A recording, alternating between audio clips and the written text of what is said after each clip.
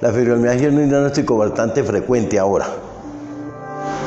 Muchas personas, sobre todo muchas mujeres, consultan por cuadros dolorosos que son diagnosticados como fibromialgia. Entonces, generalmente estos pacientes, generalmente mujeres, presentan un cuadro clínico de malestar general, dolor de cabeza, dolor osteomuscular, dolores poliarticulares, dolores lumbares, dolor pélvico. Los diagnósticos que uno encuentra en los pacientes con esta sintomatología son fibromialgia, síndrome de fatiga crónica, síndrome de dolor crónico, artritis, miositis y un diagnóstico lamentablemente muy socorrido, que es el síndrome de ansiedad, depresión. Vamos a comentarlo más tarde. El Colegio Americano de Reumatología define la fibromialgia como una enfermedad crónica que causa dolor en todo el cuerpo, sensibilidad total al presionar, que afecta articulaciones y músculos, fatiga, dificultad para dormir, depresión o ansiedad, dolor de cabeza, cefalea tensionar, dolores pélvicos. Dice que afecta al 2 a 4% de la población, en su mayoría mujeres, y dice que desconoce las causas. Otro síndrome con la misma sintomatología, que es el síndrome de fatiga crónica, se reporta como cansancio intenso y continuo, con mayor frecuencia en mujeres de 30 a 50 años, dolores poliarticulares, dolores de cabeza, etc. Bien, vamos a ver 4 casos. Miremos el primero. Tenemos una paciente de sexo femenino de 48 años de edad. Consulta en noviembre de 2009. El motivo de consulta: me le duele la cintura, relata dolor en cintura, lumbar, irradiado a ambas caderas. Se le hace un diagnóstico de lumbago no especificado. En enero dice que se le entumen los lados de las piernas y le duelen todas las articulaciones. Cuadro de 1 año de evolución, y se le hace, aquí empezamos a encontrar este diagnóstico de trastorno de ansiedad no especificado. Posteriormente, meses más tarde, consulta por dolor en el cuello, consulta por dolor cervical de 6 meses de evolución, irradiado a hombro y miembros superiores, se le diagnostica la cervicalgia. Posteriormente, consulta por dolor en los pies, cuadro de 1 año de evolución asociado a edema, y se le hace el diagnóstico simple de dolor articular. Paciente 3 es un paciente de sexo femenino de 54 años de edad. Septiembre de 2013, consulta por dolor de espalda y en miembro inferior, relata cuadro de dolor interescapular y dolor en rodilla derecha de varios meses de evolución. Se le hace el diagnóstico de dorsalgia y polineuropatía no especificada. Meses más tarde, consulta por dolor de cabeza y dolor poliarticular, dolor de cabeza y dolor en todas las articulaciones de varios meses de evolución. Posteriormente, por dolor en cadera derecha, relata dolor de cadera derecha irradiado a miembro inferior. Y tenemos otro paciente de sexo femenino, 48 años de edad. En abril de 2009, consulta por dolor lumbar, dolor pélvico, relata cuadro de dolor lumbar incapacitante de varios meses de evolución, dolor pélvico intermitente. Posteriormente, consulta por dolor en las piernas, dolor en miembros inferiores de varios meses de evolución. Vuelve y se le hace el diagnóstico de trastorno de ansiedad no especificado.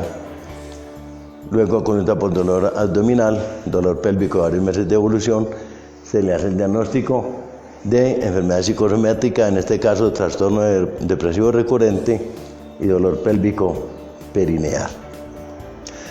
Miremos un registro de una paciente a través del tiempo en el sistema SENCO.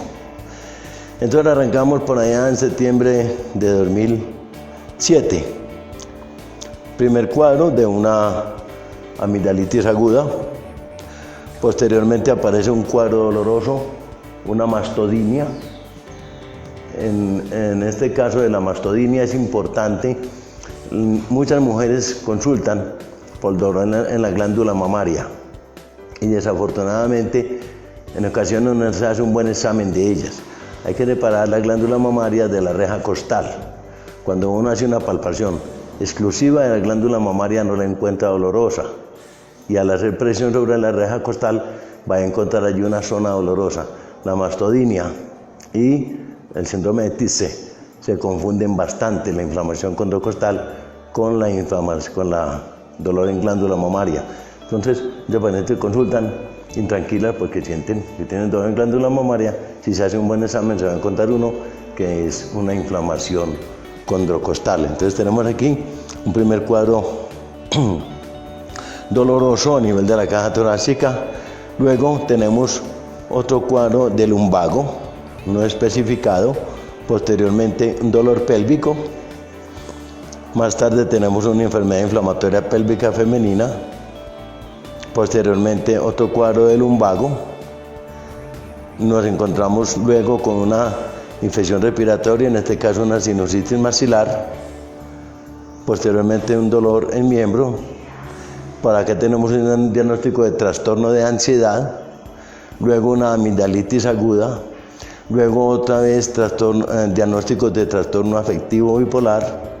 Luego tenemos otro cuadro respiratorio de bronquitis, amigdalitis y posteriormente trastorno depresivo. ¿Sí? Entonces, ¿qué es lo primero que notamos en esta historia? Que es común a todas las historias que tuve la oportunidad de revisar, que fueron más de 100 durante un periodo de unos 5 años. Entre consulta y consulta por cuadros de dolor, aparecen consultas por cuadros de infección respiratoria aguda. Entonces aparece la primera pregunta, si estos episodios de infección respiratoria aguda son eventos aislados o están relacionados entre sí. Entonces miremos, cuando estos pacientes, en vez de centrarnos en el dolor que el paciente nos consulta, es decir, el paciente nos consulta por un dolor de rodilla, generalmente nos quedamos en la rodilla, un dolor en la cadera y nos quedamos en la cadera, un dolor en el hombro y nos quedamos en el hombro. Pero cuando uno hace un interrogatorio más a fondo, ¿dónde más le duele? ¿Dónde más le ha dolido? El paciente consulta por lo que más le está doliendo en este momento. Entonces, un buen interrogatorio va a encontrar que estos pacientes han presentado dolores en otras partes del cuerpo. 1 y 2, si se hace un interrogatorio con base en antecedentes de infecciones, sobre todo infecciones respiratorias, nos vamos a encontrar esto. Vamos a encontrar historia de infecciones respiratorias, amigdalitis a repetición, cuadros gripales a repetición, historia de sinusitis, rinitis, congestión nasal, amigdalitis crónica, bronquitis aguda y crónica y consulta por dolor de cabeza, que muy fácilmente son sinusitis. Uno se encuentra muchos pacientes diagnosticados como migraña y en realidad son unas sinusitis. Mire que la mayoría de estos pacientes con diagnóstico de fibromialgia tienen ese acompañante, en la mayoría de los casos, de dolores de cabeza. Pero uno hace un buen examen de estos pacientes y va a encontrarse cuadros de sinusitis. Entonces, el llamado es a que paciente que consulta por dolor de rodilla, por dolor en hombro, por dolor en cualquier parte, un dolor migratorio, pero hay que mirarle la garganta, hay que mirarle la nariz, hay que hacerle un buen examen para detectar este posible proceso infeccioso, cosa que no hacemos. ¿Qué encontramos en el examen en estas pacientes? Encontramos dolor a la palpación en senos paranasales, signos de afección crónica de oídos como tímpanos blancos, esclerosis timpánica, encontramos congestión nasal, encontramos amígdalas hipertróficas que nos hablan de una infección a repetición, congestiones orofaríngeas, hipertrofia de los cornetes nasales.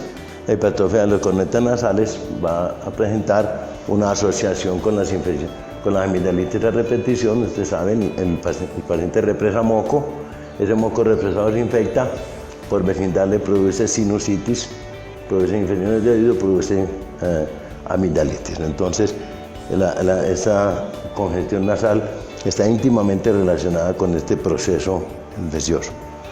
Y tenemos ya en el campo muscular, encontramos que estos pacientes presentan dolor a la presión, a la palpación en la musculatura osolumbar, en fosas renales, en fosas ilíacas.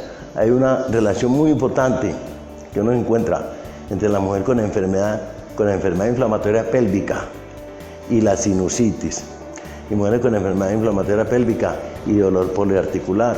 La paciente que se queja de dolor cólico menstrual, fuertes y todo esto, nos vamos a encontrar a la vez otra serie de dolores de estos.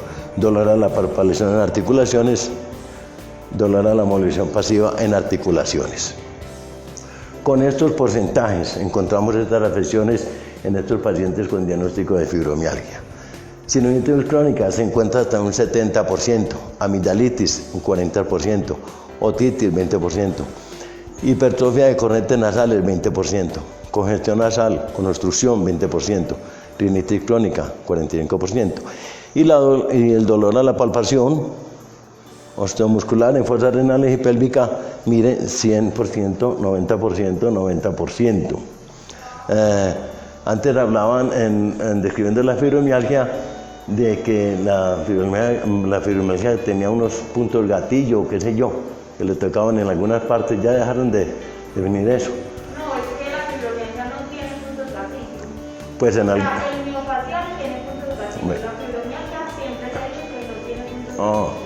Ya he hablado con el porque la idea es que estos pacientes, donde los toque le duele, no solamente de la paciente que cuenta por dolor en la rodilla, por dolor en la cara, si tiene este cuadro, le va a encontrar dolor en otra cantidad de partes.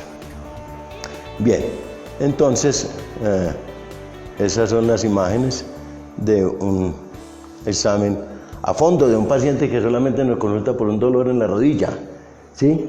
Hay que mirarle todas estas cosas si se tiene en cuenta la posibilidad de la presencia de este síndrome. Una buena palpación. Bueno, entonces, ¿cuál es mi postulación de este asunto? Y es que estos pacientes tienen una infección respiratoria crónica subyacente que se manifiesta de tiempo en tiempo en forma de infección respiratoria aguda. Entonces estamos frente a una infección respiratoria crónica, o no detectada, o no buscada, o maltratada, o por una cepa resistente, etc. Y entonces ahora viene la pregunta, ¿cuál es la relación entre el cuadro doloroso, motivo de consulta de todos estos pacientes, y la infección respiratoria crónica? Entonces ya postulamos esta teoría, la teoría de una reacción por complejos inmunes. Cuando tenemos un proceso infeccioso, pues ya sabemos que el organismo produce sus anticuerpos, se forma el complejo antígeno-anticuerpo, que es eliminado por el sistema retículo endotelial, en el caso de cualquier infección aguda, de cualquier tipo. Pero ¿qué pasa cuando tenemos una infección constante no detectada?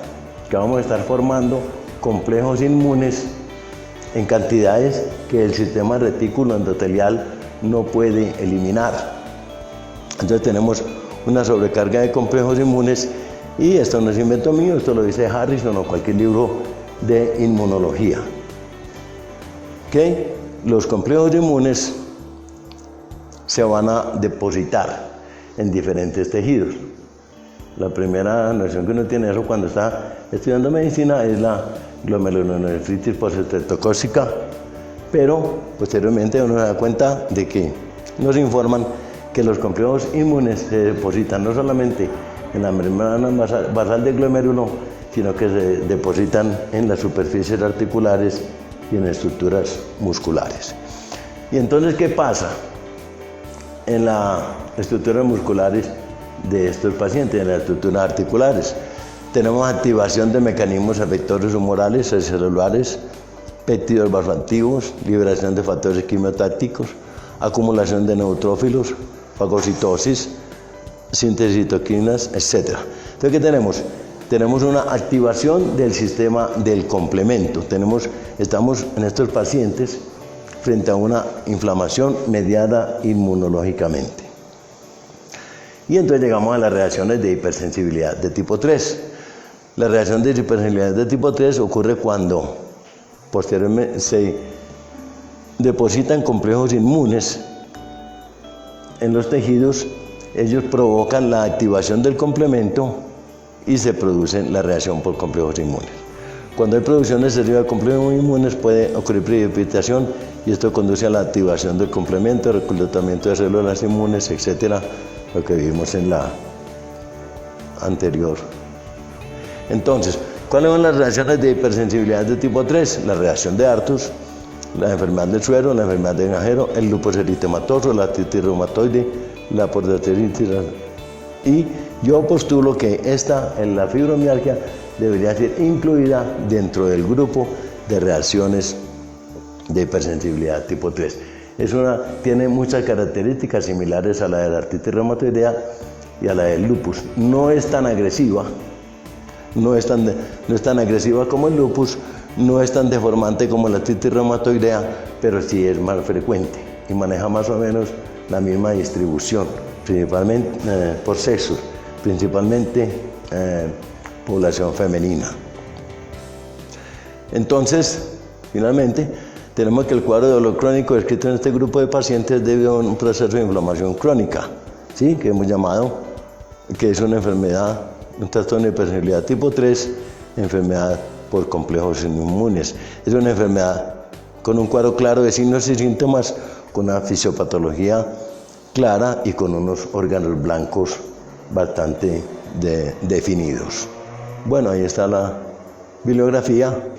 Muchos pacientes con este tipo de sintomatología las tienen años tomando tranquilizantes, tomando pregabalina, tomando ansiolíticos, Si se hace un buen diagnóstico, se hace un buen tratamiento, un buen diagnóstico de estos pacientes, será un buen tratamiento.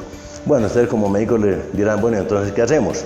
Bien, primero que todo, detecte el proceso infeccioso. Una vez detectado el proceso infeccioso, pues haga la antibiótico terapia y ya aplique un tratamiento antiinflamatorio, el que sea de su elección, con AINES o con AINES y esteroides, etc. Pero es importante la detección del proceso infeccioso que está haciendo que se estén disparando y formando esos complejos inmunes en exceso. Muchas gracias.